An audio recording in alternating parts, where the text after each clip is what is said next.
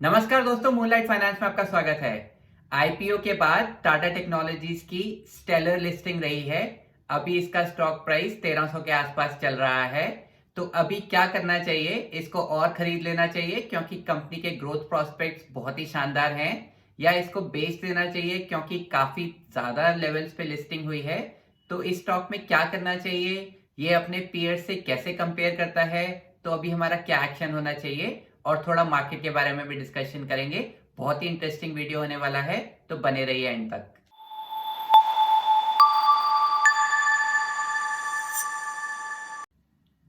IPO price था 500 रुपए, stellar listing रही है। करंट प्राइस 1300 के आसपास चल रहा है। गेन 150% से ऊपर का चल रहा है। मोस्टली मुझे ऐसा लगता है कि जो नियर टर्म के गेन्स थे वो ऑलरेडी टेकन आउट हैं। वैल्यूएशन कंफर्ट अब इसमें नजर नहीं आ रहा है। वैल्यूएशंस केपीआईटी से कंपेरेबल हो गई हैं। टाटा टेक्नोलॉजीज को अगर हम पीयर्स के साथ कंपेयर करें, स्पेसिफिकली टाटा एलेक्सी के साथ कंपेयर करेंगे, तो H1 FY24 के नंबर्स अगर हम देखें तो टाटा टेक्नोलॉजीज का 88% रेवेन्यू आता है ऑटो वर्टिकल से, केपीआईटी का 96% और टाटा एलेक्सी का 46%। टाटा एलेक्सी ऑटो के अलावा और भी जो इमर्जिंग क्षेत्र हैं उनमें काम करती है, जैसे electric vehicles, artificial intelligence, machine learning, IoT, virtual reality etcetera. FY20 से FY23 तक के नंबर्स देखें तो टाटा एलेक्सी ने ग्रो किया है रेवेन्यू को 25% CAGR से, और टाटा टेक्नोलॉजीज ने रेवेन्यू ग्रोथ दिखाई है 15.7% CAGR की। एबिटा देखें तो टाटा एलेक्सी का ग्रो हुआ है 43.2% CAGR से, टाटा टेक्नोलॉजीज का देखें तो 25.1% CAGR से। प्रॉफिट का नंबर देखें तो प्रॉफिट सीएजीआर रहा है टाटा एलेक्सी का 43.4% का, और अगर हम टाटा टेक्नोलॉजीज का यही नंबर देखें तो 35.4% सीएजीआर का रहा है। तो सारे पैरामीटर्स में ग्रोथ को अगर आप देखें तो टाटा एलेक्सी ने टाटा टेक्नोलॉजीज को आउट परफॉर्म किया है, और ये आउट परफॉर्मेंस सिर्फ लास्ट 3 इयर्स की नहीं है। अगर आप पिछले कई सालों का नंबर चेक करें तो टाटा एलेक्सी ने टाटा टेक्नोलॉजीज को आउट परफॉर्म किया है। पीयर्स के साथ थोड़ा और डिटेल में कंपेयर कर लेते हैं। तो FY23 का आरओई का नंबर देखें तो टाटा टेक्नोलॉजीज का है 23.7% का, केपीआईटी का है 25.5% का, टाटा एलेक्सी का है 41% का। और अगर हम ग्रोथ देखें FY20 से FY23 CAGR ग्रोथ देखें तो टाटा टेक का रेवेन्यू का नंबर है 15.7% का, और अगर हम केपीआईटी का देखें तो वो है 16% का, टाटा एलेक्सी का है 25% का। तो रेवेन्यू के टर्म्स में आउट परफॉर्म किया है टाटा एलेक्सी ने। एबिट का नंबर देखें, टाटा टेक का है 25% का, केपीआईटी का है 37% का, और टाटा एलेक्सी का है 43% का। और सिमिलरली अगर हम पैट देखें तो टाटा टेक का है 25% का, केपीआईटी का है 37% का, टाटा एलेक्सी का है 43% का। तो सारे पैरामीटर्स में टाटा एलेक्सी ने आउट परफॉर्म किया है। थोड़ी और लंबी अवधि के लिए देखें तो FY16 से FY23 का अगर हम नंबर देखें तो टाटा टेक का जो नंबर है रेवेन्यू का 7.4% का है, टाटा एलेक्सी का यही नंबर 16.6% का है।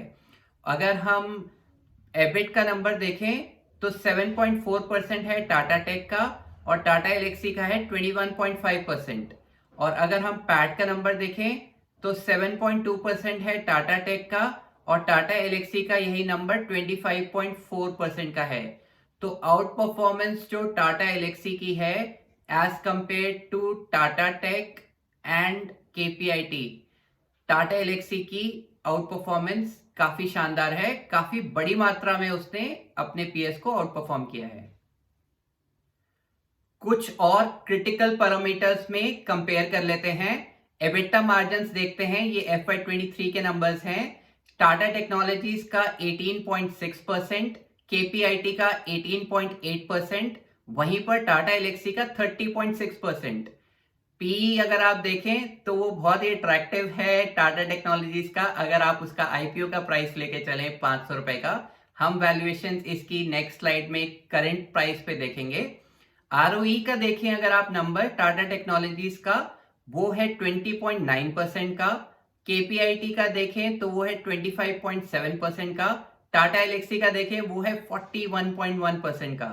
आरओसीई का नंबर देखें वो टाटा टेक्नोलॉजीज का है 27.7% का। केपीआईटी का है 30.2% का। टाटा एलेक्सी का है 47.7% का। तो जो आउट परफॉर्मेंस है टाटा एलेक्सी की, वो बहुत ज्यादा है as compare to KPIT and Tata technologies. अब एक बार करंट प्राइसेस पे वैल्यूएशंस कंपेयर करते हैं। करंट वैल्यूएशंस देख लेते हैं। टाटा टेक्नोलॉजीज का पी 85 के आसपास हो गया है, टाटा एलेक्सी का 68 के आसपास है और केपीआईटी का बहुत ही ज्यादा है, 107.8 के आसपास। इससे पहले मेरे व्यू पे आए, वीडियो को लाइक कर दीजिए, शेयर कर दीजिए, कमेंट कर दीजिए। हम जो भी डिस्कशन कर रहे हैं सिर्फ एजुकेशनल पर्पसेस के लिए है, ये कोई भी बाय और सेल रिकमेंडेशन नहीं है। अगर आप कोई भी इन्वेस्टमेंट डिसीजन लेना चाहते हैं, अपने एडवाइजर से कंसल्ट करके अपना ड्यू डिलिजेंस करके ही लीजिएगा। तो क्या मैं टाटा टेक्नोलॉजीज को इस प्राइस पे खरीदने वाला हूं या इस प्राइस पे चेस करने वाला हूं? तो इसका आंसर है नहीं। तो अगर आपको अलॉटमेंट मिल गई, अगर आप लकी थे, तो बहुत बहुत कॉन्ग्रेचुलेशंस। बट अभी क्या करना चाहिए? देखिए, अगर आपने लिस्टिंग गेन के पर्सपेक्टिव से खरीदा था तो बहुत ही शानदार लिस्टिंग गेन टेबल पर है, तो आप उसको ले सकते हैं। अगर आपने इसको लॉन्ग टर्म व्यू से खरीदा था तो आप उस पे स्टिक रहिए और इसको लॉन्ग टर्म के लिए होल्ड कर सकते हैं। बहुत ही शानदार कंपनी है, तो अभी सेल करने की जरूरत नहीं है अगर आप एक लॉन्ग टर्म इन्वेस्टर हैं और आपका पर्सपेक्टिव लॉन्ग टर्म का है। लेकिन अगर इसमें शॉर्ट टर्म में करेक्शन होती है और आप लॉन्ग टर्म के लिए होल्ड कर रहे हैं, तो आप पेशेंस के साथ उसको लॉन्ग टर्म तक होल्ड कीजिएगा। जनरली इन्वेस्टर्स करते क्या है कि मैं लॉन्ग टर्म इन्वेस्टर हूं, बट गिरता हुआ स्टॉक देखते हैं तो उनको लगता है यार अब तो मैं सेल कर देता हूं, पता नहीं कि पूरा ही ना गिर जाए। तो ऐसा नहीं करना है। अगर आप लॉन्ग टर्म इन्वेस्टर हैं तो लॉन्ग टर्म इन्वेस्टर की तरह बने रहें। देखिए, मार्केट्स अभी ऑल टाइम हाई लेवल्स पे हैं। बहुत सारे आईपीओ आए हैं एक साथ, बहुतों की स्टेलर लिस्टिंग रही है। ये एक बुल मार्केट का कॉशन साइन हो सकता है, तो अब थोड़ा सा कॉशियस रहने की जरूरत है इस मार्केट में। लार्ज कैप बैंक्स अभी भी अट्रैक्टिव लग रहे हैं क्योंकि एफआईआईज की मनी वापस आती दिख रही है मार्केट में, तो इससे लार्ज कैप बैंक्स को फायदा हो सकता है। HDFC bank, ICICI bank, even Bajaj finance, IDFC first bank, ये बहुत ही शानदार कंपनीज हैं, इनको आप स्टडी कर सकते हैं। Sitting on some cash can be a good idea. थोड़ी profit booking always is a good idea, और थोड़ा कैश में रह सकते हैं। अगर आप किसी आईपीओ में लिस्टिंग गेन के पर्सपेक्टिव से एंटर करते हैं तो लिस्टिंग पे उसको सेल करना होता है। चाहे आपको लॉस हो रहा हो तो भी उसको आपको लिस्टिंग पे सेल करना होता है। अगर आपने आईपीओ में एंटर किया है लॉन्ग टर्म के लिए, then stay invested for long term, उसको ट्रैक कीजिए और उसकी लॉन्ग टर्म वेल्थ क्रिएशन का मजा लीजिए। अगर आपको टाटा टेक्नोलॉजीज का अलॉटमेंट नहीं मिला है तो कोई प्रॉब्लम की बात नहीं है। एक लॉट से बहुत ज़्यादा लाइफस्टाइल में चेंज होने वाला नहीं है। हमें मोमेंटम को चेज नहीं करना है। ऐसा नहीं करना है कि किसी भी भाव पे मिले मैं खरीद लूंगा क्योंकि मैं तो लॉन्ग टर्म इन्वेस्टर हूँ। आपको वैल्यू भी देखनी है कि आप किस प्राइस पे उस पर एंटर कर रहे हैं। मुझे Tata technologies as a company से प्यार है, लेकिन Tata technologies as a stock इस वैल्यूएशन पे करेंटली मैंने डिवोर्स दे दिया है। टाटा एलेक्सी मुझे सारे पैरामीटर्स में टाटा टेक्नोलॉजी से बेहतर लग रहा है, बट क्या मैं टाटा एलेक्सी को इस वैल्यूएशन पे ऐड कर रहा हूं? इसका जवाब भी नहीं है। आपका क्या व्यू है? आप ईआर&डी स्पेस में क्या एक्शन ले रहे हैं? कमेंट में लिख के बताइए। Happy investing, see you in the next video. अगर आपको ये वीडियो पसंद आया तो आप इसको लाइक कीजिए और इसी तरह के यूज़फुल वीडियोस के लिए चैनल को सब्सक्राइब कीजिए।